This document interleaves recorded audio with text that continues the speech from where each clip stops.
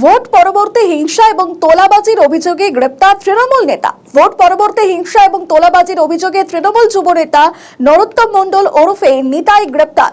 Vote পরবর্তী হিংসা এবং তোলাবাজির অভিযোগে এই পাণ্ডবেশ্বরের যুব সভাপতি নরোত্তম মণ্ডল ওরফে নিতাইকে গ্রেপ্তার করল পুলিশ। বৃহস্পতিবার সকালে তাকে দুর্গাপুর আদালতে পেশ করা হয়।